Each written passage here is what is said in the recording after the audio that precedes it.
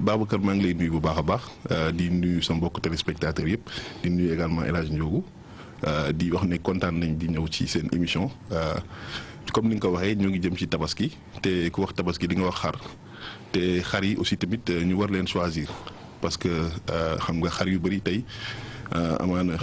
am na ci yoo xam ne xëy na peut-être mën nañu am doomu jàngoro yoo xamante ne peut-être mën na wàll doomu aadama wala mu nekk loo xamante ne xëy na du baax pour jëfandikoo ba tax nañu war a am ab seetlu bi nag mooy di xool xar yi exactement ndax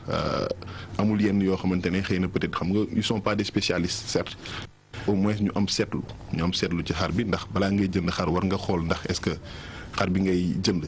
amul yenn mandarga yoo xamante ne dina tax vraiment nga xaw a njortu ne mën na am doomu jàngoro donc bokk na ci di xool karaw gi ndax est-ce que amul peut-être ay boutons yoo xam ne ñoo ngi ci biir di xool également comportement xar bi parce que comportement bi tamit jar na seetlu ndax est-ce que xar bi yoggaaralul toogul benn place est-ce que aussi tamit sel yi maanaam neefere yi voilà est-ce que neefere yi tamit normal na wala normalul donc yooyu yëpp ngay seetlu ci xar bi pour mën a xam ndax est-ce que xar bi war nañ ko mën a jënd wala mënuñ ko jënd pour mën ko jëfandikoo. yaa ngi wax ci wàllum wàllante xar jëm ci xar yi. ñun toll ci jamonoy mbas mi di coronavirus jàngoroy coronavirus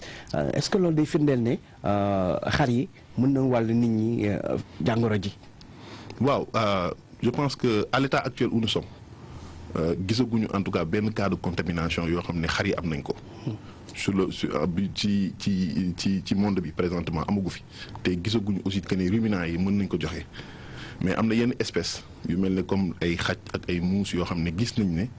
mos nañ am doomu jàngoro bi ndax su fekkee da nga dem fële ci Hong Kong am na benn waay boo xam ne amoon na doomu jàngoro bi mais bu ñu testé muus bi mu nekkaloon muus bi am na doomu jàngoro bi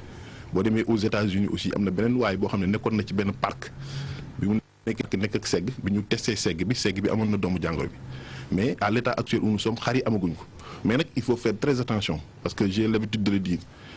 aujourd'hui nous sommes dans un contexte de pandémie te tey ñëpp xam nañ ne coronavirus mu ngi ci dëkk bi di law bu baax a baax te y a un engouement autour du mouton parce que tey boo xoolee dara li nga xamante ne fa la ñuy jaay xar yi nit ñu bëri dañu fay ñëw di fa daje te daje bi ñu fay daje kenn xamul kan mooy kan kenn xamul état sanitaire u kenn donc du coup mën na am risque parce que je l'ai dit ma ni risque de propagation de la maladie wala vecteur de propagation de la maladie xar yi mën nañ bañ a am doomu jàngoro bi en soi mais mën nañ jàllale doomu jàngoro bi à travers leur poil par exemple parce que tey nit bu fekkee dafa am doomu jàngoro buy sëqat mën na génne doomu jàngoro bi wala mu génne ko ci gémminam wala ci bakkanam ci ay ndox lay jóge mais ndox yooyu mën na dal ci karaw xar yi te dal bi muy dal ci karaw xar yi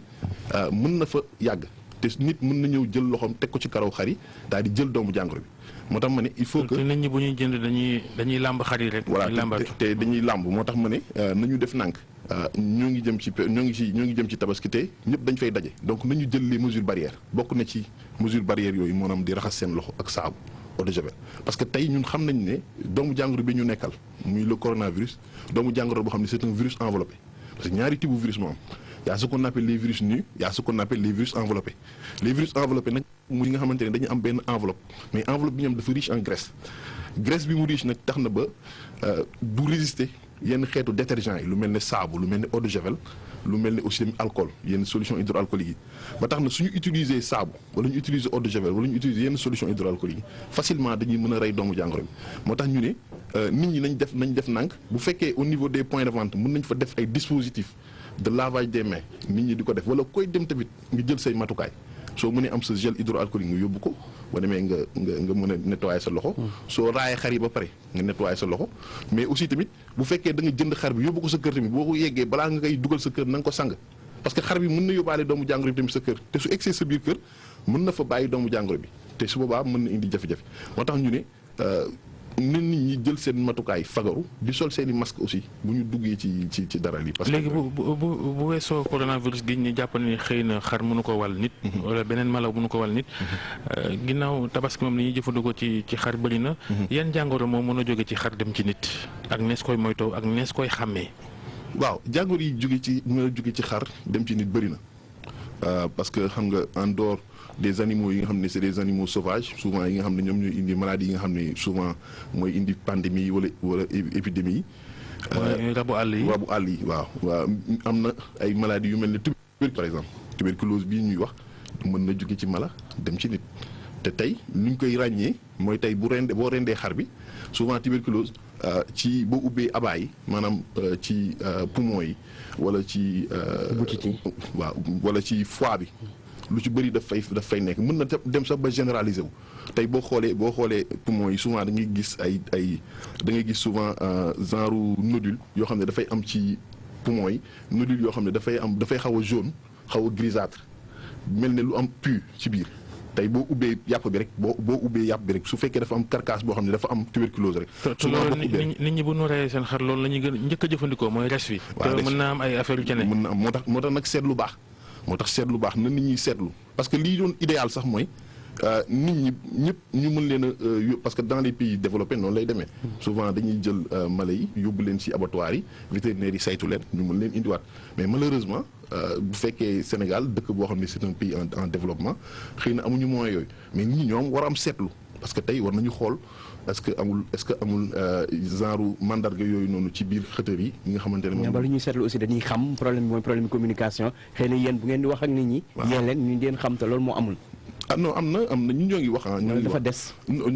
ngi wax parce que man moom sincèrement je fais beaucoup de communication am na ñeneen tamit ñoo xam ne sunu naata ñuy def beaucoup de communication mais tey. tabaski bi moom mooy waral xëy na peut-être que nit ñi ñu war leen gën a mën a xamal mais tey normalement vente bi ñuy xar yi ñuy jaay en tout cas ci marché yëpp normalement dafa war a jaar abattoir pour nit ñi mën ko xool mais malheureusement am na abattage clandestin nag kooku moom il faut que qu'on le dise il y a beaucoup d'abattage clandestin te malheureusement loolu baaxul ci askan wi. parce que maanaam ren di dafa am yoon. te kenn du sàmmonteeg moom. voilà donc dafa am ñoo xam ne xam nga normalement li ñu war a jaay yëpp dafa war a dem abattoir. pour ay vétérinaires saytu mais am na yenn fii li ñu daan wax seeraas. voilà li ñuy wax seeraas ba léegi tuutul noonu sax. waaye seeraas dafa am ay contrôle yu fa war a am. voilà am na ay contrôle yoo xam ne c'est les vétérinaires qui le fassent pour ñu mën a tamponner yàpp bi mën ko valider mu dem ci marché mais malheureusement am na yenn point de vente yoo xam ne souvent. dañ fay parce que booy wajaase ci yoon bi gaa yaa ngi jaay. yàpp nu mu leen neexee. voilà loolu je pense que l'État doit sévir par rapport à ça parce que xeetu feebar yi mën a jógee ci mala dem ci nit dafa bëri tey même teeñaa bii ngay dégg mën na jóge ci mala yi dem ci nit ñi te su boobaa ci yàpp bi rek lay nekk genre larve yi ñoom ñooy nekk ci yàpp bi finalement bu ko nit lekkee nit ki mën na jël doomu jàngoro bi te bu ko jëlee te da koy jural teeñaa mooy parasite yooyu nga xam ne nit ki day lekk rek te du màgg souvent genre parasite yoo xam ne c'est des parasites yoo xam ci biir estomac bi la ñu nekk souvent bu nit ki lekkee li ñuy lekk yëpp daf koy lekkaat mooy nit yooyu ngay gis dañuy lekk naa doo leen gis mukk ñu màgg teeñaa dafay am ay xeetu saan la yu nekk genre saan la quoi. léegi xaru yar ak xaru coggal moom ban moo gën. waaw xaru yar moo ëpp yàpp parce que xam nga guubu yàpp souvent ci graisse bi lay jóge guubu yàpp ci graisse bi lay jóge te xar yi nga xam ne moom lañ yar ñoom ñoo gën a ëpp graisse que xar yi nga xam ne xaru coggal la. xam-xam ngay wax de waaye sa gars yi nañ la summi de. mais graisse bi bëri tamit baaxul xam nga graisse yooyu lu nii nag yooyu doon baaxul tam ci yaram yi mën na indi feebar. non graisse bi même bu fekkee bëriwul sax mais bu fekkee yàpp bi dafa am graisse di si ngay am possibilité gën a am goût par rapport ak xar bi quoi. bërki démb gis nañu Sacré-Cœur benn jaaykatu xar. koo xamante ne. ay xam yu bëree dafa dee. mu nekk lu doy waar lu jur sax ñu koy waxtaane directeur élevage bërki démb ñu ngi koy dégg muy wax ne li ko indi mooy intoxication. lan moom war a mën a indi lu ni mel intoxication ci lu ñu demee. xam nga cas boobu noonu cas bu xaw a doy waar la. te souvent su amee yow mënoo wax ak exactitude tant que defoo autopsie pour mën a xam exactement lan moo leen dal wala nga yóbbu ko au niveau de laboratoire pour ñu mën a saytu ko pour mën a xam exactement lii moo leen dal mais nag sañ nga am ay njort ci ne lii moo leen dal intoxication boobu bokk na ci parce que yenn pesticides yi nga xamante ne par exemple mën na dem par mégarde ci aliment bi yooyu dafay toxique ci aliment bi ci xar bi xar yi mën nañ ko lekk mu indil leen toxicité boo xam ne dafay directement ci deret bi dem ci cœur bi daal di indi arrêt cardiaque mu daal di xar yi daal di dee. am na yeneen tamit xeetu yoo xam ne mën nañ ko xalaat muy lu mel ne entérotoxémie boo xoolee dafa am yenn bactéries yenn xeetu bactéries yi nga xam ne dafay dund ci intestin wu xar yi te bactéries yooyu c'est des bactéries yoo xam ne dañuy dund de façon normale ci intestin wu xar yi mais on les appelle des clostridium mais clostridium yooyu noonu mën na am benn régime alimentaire boo xam ne dafay changer rek nga gis leen ñu commencer multiplier wu de manière anarchique maanaam commencer rapidement di multiplier wu multiplication bi ñuy multiplier wu nag dañuy sécréter ay toxines te toxines yooyu mën na dem directement ci deret bi te su boobaa dafay indi aussi tamit ay mortalité subite da ngay gis xar yi jékki-jékki rek daanu daal di dee te doo xam exactement loolu da ngay jékki-jékki gis ay convulsion sax ñu koy def am na ñoo xam ne des fois nga gis convulsion maanaam ñuy commencé say daal di daanu dee mais am na ci xar yoo xam ne mën nga bañ a sax gis convulsion da ngay jékki-jékki gis ñu daanu dee day am mais aussi tamit am na problème indigestion nag moom lu koy waral mooy il faut que ñu comprendre que xar yi ñu nekkal ay xar lañ ñi nga xamante ne ñoom souvent c'est des ruminants maanaam ñoom ngooñ mooy seen aliment de base ngooñ ak. mais justement parce que ñi yar léegi. dañoo indi ay xeetu ñam yu ñu jox xar yi léegi dañoo gis ay lu ñuy wax mélange. voilà bàyyi nañ ñax mi bàyyi ngooñ mi. xëy na ñu ngi leen koy jox ba léegi waaye. mélange yooyu ñuy def est-ce que yéen lu ngeen digle la ñi yar xar jox ñuy lekk. waaw foofu laay ñëw sax man dama ne xar yi seen aliment de base boo xoolee ngooñ la ak fourrage. maanaam ñax bi souvent moom mooy seen aliment de base yeneen yi leen di jox yëpp ay complément la yoo xam ne dañ leen koy jox pour ñu mën ko topp parce que li tax wax loolu mooy xar yi ñoom c'est des polygastriques maanaam tey ñoom dañu am estomac boo xam ne dafa am ay poches yu xaw a bëri poches yooyu bokk na ci benn poche bu ñu tuddee rumen tey da nga gis xar yi bu ñu lekkee da nga gis nu ñuy lekk yëpp dafay dem ci rumen bi. dañuy wan après génn waat ko sax. voilà léegi duñ ko nag bu ñu ko duñee mu ñëw seen gémmiñ ñu commencé nag di ko mâcher bu ñu au repos mais. poche boobu ñi nga xam ne foofu la ñuy stocké aliment bi dafa am benn poche bu nekk ci kaw boo xam ne moom mooy ouverture bi pour mu delloo si waat aliment bi au niveau de sa bouche poche boobu mu ngi tudd cardia mais cardia boobu pour mu ubbeeku ba aliment bi mën a yéeg il faut mu am rugosité ngooñ bi ni mu woowee noonu moom muy excité poche bi pour poche bi ubbeeku affaire bi mën a yéeg ci kaw pour xar bi mën a lekk mais malheureusement bu fekkee da nga ko jox pat bu bëri ripaas wala mburu wala ceeb bu bëri day ñëw ba ci poche bi cardia bi mu fatt ko parce que poche bi dootul am lu ko excité pour mu ubbeeku souvent nag da ngay gis xar bi day jéem a duñu mais du mën a duñu su boobaa da ngay gis xar bi day am jafe-jafe pour duñu pour delloo si waat lekk bi au niveau loolu nag day tax après biir bi rumen bi commencé di gonfler parce que day am muus yoo xam dafay am ci rumen bi muy gonfler di gonfler comme rumen bi dafa jafe diaphragme bi nag diaphragme xam mooy permettre xar yi di respirer daanaka dafay comprimer diaphragme bi te mën na indi mort subite loolu indi tey ngay gis xar yi fër rapidement nga gis leen ñu commencé daal di dee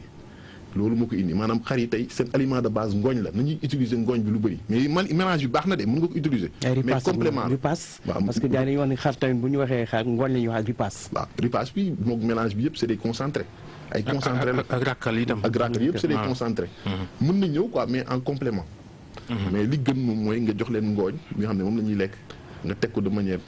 boo xamante ne c'est permanent léegi nag yeneen yi léegi de complément mais bu fekkee da nga bëgg foog ne mën nga ngandal xar bi rapidement si diggante bii nii mënul nekk c'est pas possible waaw il faut que nit ñi xam loolu sinon dañuy indil seen xar yi ay jafe-jafe problème indigestion après mën na indi ay